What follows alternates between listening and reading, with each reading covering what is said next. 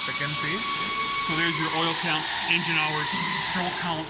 Okay, this related to our pumping. So this is for oil temperature. This is the pressure. What is this? Battery voltage. Okay, battery voltage. What is this? Stroke count? No, that's hours. Hours. Engine hours. Engine hours. Yep. Okay. And these two are the stroke counters. You got two stroke counters. Okay. So of course you can reset. Because if there's an image above the button, that's what it's for. Okay. What for two counters? In the States, they like two of them because if they're pumping a government job or a job that requires it, they can count how many strokes it's done, and they can count how many strokes all day long. No, I don't get you. How many strokes have done? None? Yeah. So if a mixer truck backs up to it and he discharges, let's say in 10 yards he counts, I don't know how many, 50 strokes for argument's sake. Okay. Now the next truck comes up, supposed to be the same amount. Now he dumps and he counts 40 strokes. Well, he was shorted on that last job of concrete, right? Should have been close to 50, not 40. Yeah, right. So maybe he's a yard short. Or sometimes the inspector needs to see how many times it's stroked to put how much concrete in there.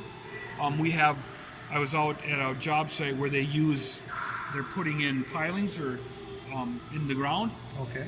And they force this big pipe down into the ground with heads, and it vibrates and vibrates, and it forces it into the ground. Okay. And then when they bring it back out, there's a 6-inch concrete pump, and they fill it as they pull it back out.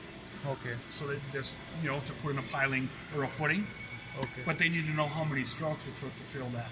Because if they get one that only takes 20 strokes, but it's supposed to take 30 strokes, then they know there's air in it, that they didn't fill it. Right. So, there's various different reasons. But some people like the 2 strokes, so I can record how many strokes I did all day long, but I can count how many strokes I did at that job. I can reset it and count how many between each mixer to make sure I'm getting the right amount of concrete. So the one, if I want to reset this separately, I can press this. If I want to reset this separately, I can press, and then I can monitor. You can monitor how many strokes are, of course, you do the calculations in the yards or whatever. Yep. So, in the yards. We don't do a translation to show you how many cubic meters. Okay. No, we don't do that. We don't do that? Not on this one. Oh.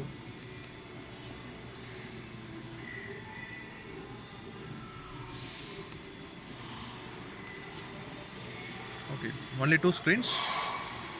It's only 2. 2. Okay. So these are the 2 screens, and this is okay. Start or stop. Yeah. So this is emergency. Rest. This is showing us. It says reset request. We also did, if I push a button, if I push an e-stop, Okay. it tells me which one's pushed. What about C-stop? Okay. So now I know I got to go to reset e-stop. So, right. How do you take that signal? You are giving that e-stop to the controller? There's no loop. There's each individual input. To the controller? That's why it's twice as expensive as any other controller, because each of those inputs is CE rated to conform to rated e-stop input. So you use a e-stop input separately? That's what they're rated and designed for, was for the e-stop input. Oh. So it passes CE rating and risk analysis. Instead of doing the loop and going into one input, we've got several inputs that we do that again to pass the risk analysis. Oh.